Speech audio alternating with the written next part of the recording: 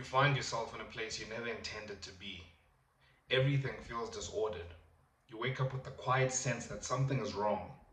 You despise your job, yet you don't know how to leave it. Your body's not what it should be, and the knowledge of that follows you around like a shadow. Your thoughts are scattered, unfocused, restless. You try to gain traction, but your feet keep slipping.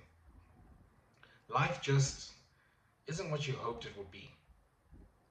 And yet, somewhere deep inside you lives a vision, not merely of a better life, but of a better man. A man who lives on the offense, a man who wakes up with purpose, a man who walks faithfully in the calling God has placed on his life. But there is a hard truth standing in your way, an inconvenient one. It is God Himself who has permitted you to stand where you now stand. This season, uncomfortable as it is not accidental. It is not random. It is not meaningless. The place you find yourself is part of the providence of God, and deep down, you know it. You may not be here forever. Seasons change. They always do. But the way forward is not around the season. It is through it. There is no honest escape from that reality. So for now, you put your head down and shoulder the burden that has been given to you. Not resentfully, but faithfully. Because Scripture does not call us to be faithful only in the places we prefer. It calls us to be faithful wherever God has placed us. And strangely enough, it is precisely here, in the unwanted season, that character is forged. Think of the athlete stuck on a losing team. If he dreams of playing for a championship club, he cannot simply wait for rescue. He must prove himself where he stands. The discipline he shows in obscurity is what makes him worthy of promotion. The scouts do not search for men who perform only under ideal conditions. They search for men who perform regardless. And God works in much the same way. Faithfulness in the small arena precedes responsibility in the larger one.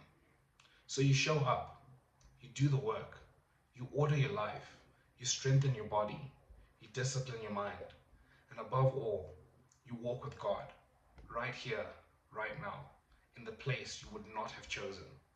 Because the man God intends you to become is not formed in the life you dream about. He is formed in the life you're living.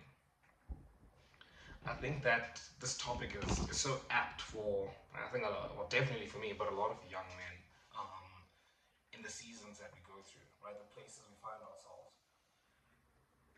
I want to start at the place where you speak about how seasons change. Seasons change, they always do.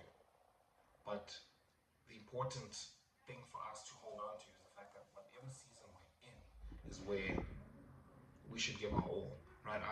I'm thinking specifically of that parable, when I think it's the parable of the talents, right? You have been faithful with little, so you'll be faithful with much.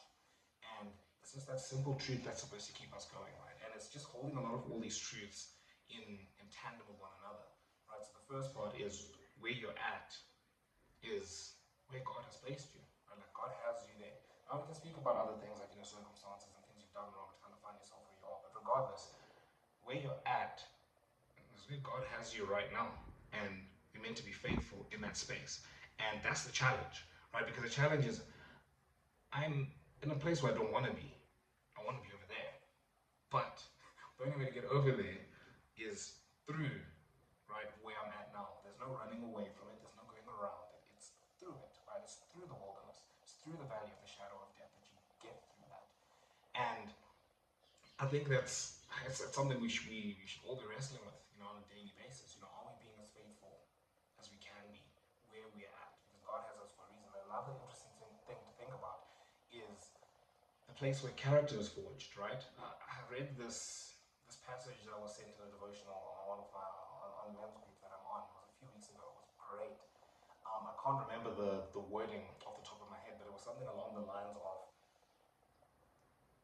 God builds that character in those waiting seasons and doesn't accelerate your promotion because you don't have a character that's able to actually hold it. You're incapable of holding it, right? But this season is not accidental, right? This place you're in is not accidental. It's a place you're meant to be. That's where your character is forged, so you can actually hold what's coming next. And I put in here when I was writing, I just thought of like an athlete, right? Because you see this, I think this is why I love sports. I think it's a reason why a lot of men love sports, right? Like we love seeing like the competitive also a nice thing of life, right? It's like guys competing at the highest level and pushing, and there's all these life lessons and stuff to be learned.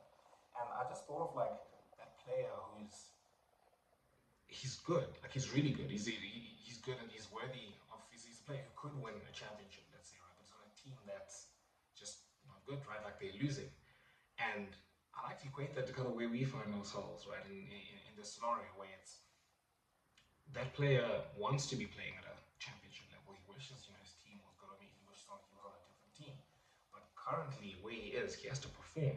Right? It's not enough for him to just throw his toys out the pram. Because I mean, if you throw your toys out the pram on a losing team, I mean, you know, why would anyone else want to take you? Right? Like you have what you have. Right? Those are the cards you've been dealt. You need to do the best with that. And then only when you prove yourself through that, you're actually able to go onto a winning team, right? Or maybe even better, your team just keeps you keep growing with the team, and then eventually your team gets to a place where you can win a championship. But it's where you're at now. You've got to raise the level. You've got to show up every day. You've got to perform well. And I want to be careful because obviously, from a Christian perspective, God's not about performance. It's about the heart. It's a similar thing. We go back to the parable. It's about the faithfulness with what you have, right? And the analogy of the athlete is like cool. And the interesting thing is that once an athlete, pays their dues, let's say, when they do go on to the winning team, there's still this pressure, right? There's still this pressure of like, okay, go win the championship now, right? This is what you're crying about. Go on and win it, right? And there's a level that needs to be held. But what's great is that if they performed well at when they were on the losing team, when they get onto the winning team, it's going to serve them very well. But if they hadn't performed well, let's just entertain the fact that let's say they didn't show up. They threw their toys out the pram because they're on a losing team or whatever, and they still got the opportunity to go play on a winning team.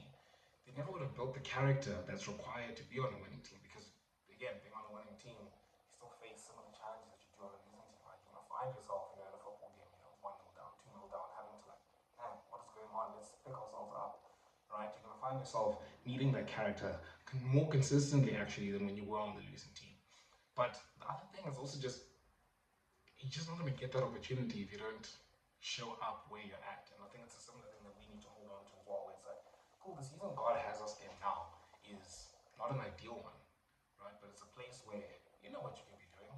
Like I wrote this obviously because it's the place I'm in myself. I know what I could be doing. I know what I should be doing. I want to be on like a serious monk mode. I'm like, cool, okay, I'm not in a place right now where I'm doing what I want to be doing, work-wise, or having a family, or all of that stuff, right? But I know, like, right now where I'm at, I need to finish this. This year is tough. This last year of articles is tough, and I need to finish it. I need to give it my all, right? And so I need to show up. And Colossians 3:23, work is unto the Lord, right? Building that diligence, that diligent mindset, right? Being faithful with the little that I have, because I think it's one of my lines that I had in here where it's faithfulness in the small arena precedes responsibility in the large one, right? And again, got to think back to it's based on obviously on the biblical verse where it's you've been faithful with little, you can be trusted with much. It's simple, right? Where you're at, let's be faithful to what we have. It's difficult because us as humans we end up looking forward, being like, man, I want to be doing this. If I could be doing this, then I'd show up. But then we've been there, man. We've been there where you get what you want, and it's like, okay, now I want the next thing. Now I want the next thing, right? But this thing of character is where we've got to trust that God knows what He's doing, right? We've got to be built before we can actually be trusted with that responsibility in the larger arena, so to say. But yeah, all that to say, like, I think the thing we just need to focus on in a season like this is, I think seasons change. Like, it's not going to be forever. Like, now for me, I know, end of this year I'm finished. I'm signed off as a CA, right? If all goes well, right? And then after that, it's like, okay, I don't know what's next, but I'm really hopeful. But at least I can see the finish line, right? But even if you're in a place where you can't see the finish line, we got to hold on to that truth. That Ecclesiastes has a long passage on it, and there's themes that are just there throughout the Bible. Seasons change, and it doesn't last forever. Seasons change.